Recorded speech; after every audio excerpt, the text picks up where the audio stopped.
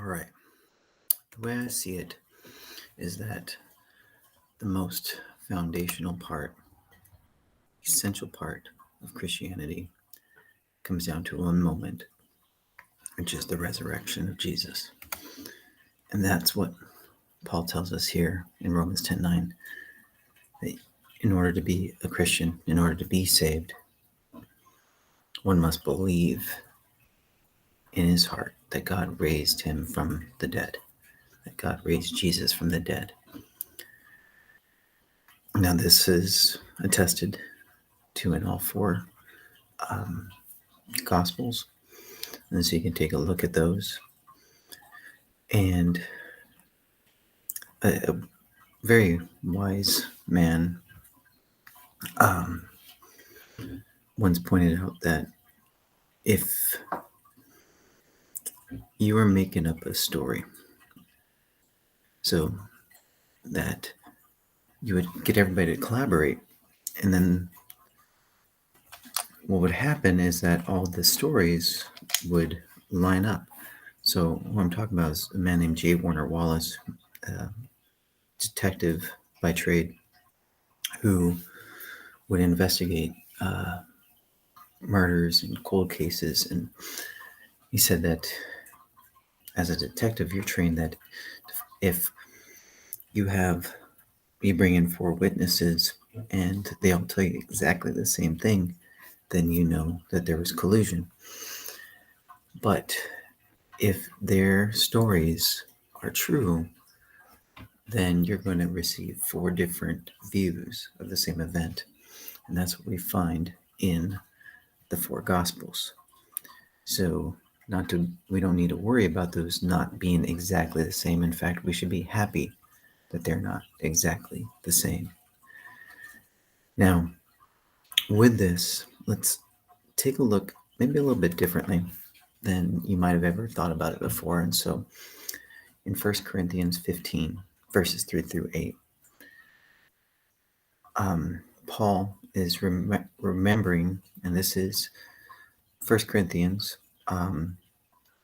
All the scholars I found have 1 Corinthians being written sometime in the 50s, usually in the mid-50s, 53 to 56, I saw.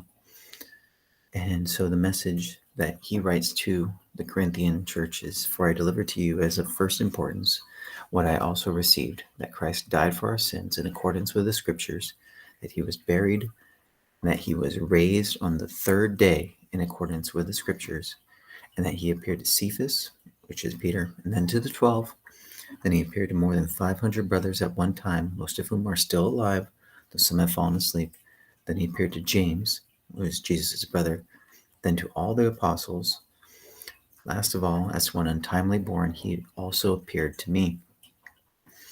And so Paul lists out all these people who are saying that, like, I saw a risen Jesus. And this is the creed. This is the first creed. We have, if you've been around the church a while, you might know about the Apostles' Creed or the Nicene Creed, which is basically a statement of faith. And this is the earliest statement of faith that the church has. And a professor at Liberty University named Gary Habermas, and you can check him out, points out that this creed, by all historians, nearly all historians, are going to say that this creed is going to pop up anywhere from the year 30 to the year 41, which means this all happened very, very quickly after Jesus' death, and that you have this creed is already a statement of faith, that this is already a testimony of this witness, this eyewitness, if we stay with that courtroom idea. Now, a strong majority of historians, he points out, including many non-believers, like Gerd Ludemann, who says that it happened between 30 and 33, who is an atheist professor of Germany. Robert Funk, who's a non-Christian and founder of the Jesus Seminar, who's basically saying that Jesus is just some historical figure. check them out sometime. It happened between 30 and 33. Michael Golder, that Paul converted just a couple of years after the crucifixion. And again, so this is a test. You have all these professors who are saying that this happened, that this creed popped up. And so the creed then is like, where did this come from? Where did this happen? How did we convince all these people? And you have all these different things pointing to this right away. Now, that's a very short time.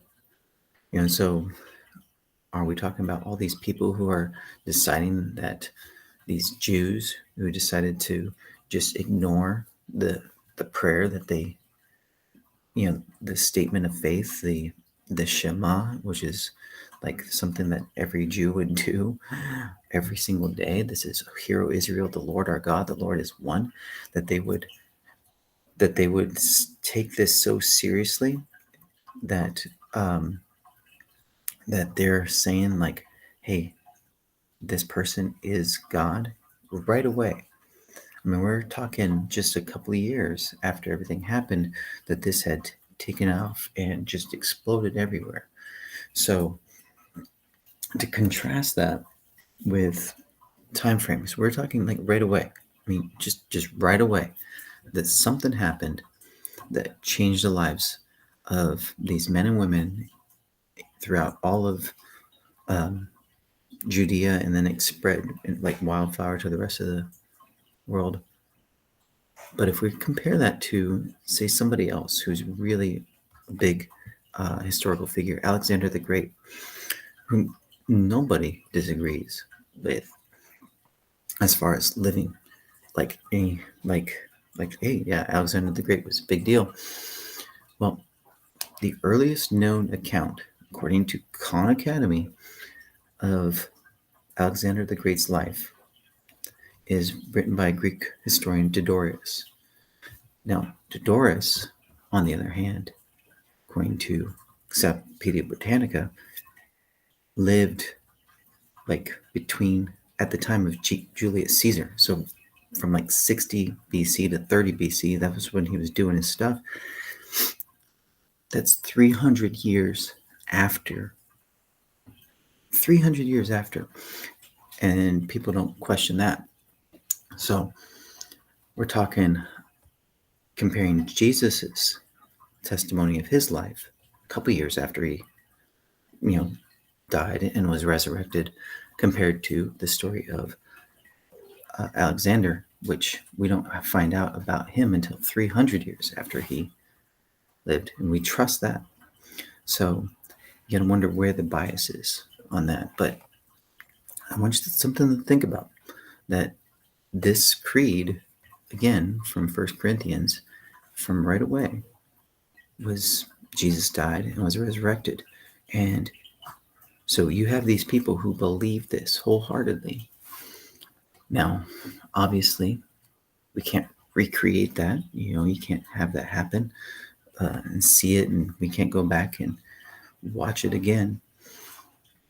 But if we have all of these historical documents that say that this happened, I mean, several different ones, and how popped up right away, not giving time to develop some sort of legend or anything like that, but it right away, then that is what we have to look into, and we have to say, do I believe these accounts?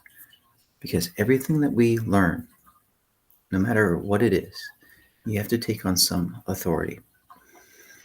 If I teach somebody about calculus, they're taking on authority that, hey, I know what I'm talking about. And even if I back it up and hey, this is, we learned this from Sir Isaac Newton or whatever, it's still based on some authority. So are we willing to trust a source, a number of sources from just a couple of years? Well, then that's really going to be your call.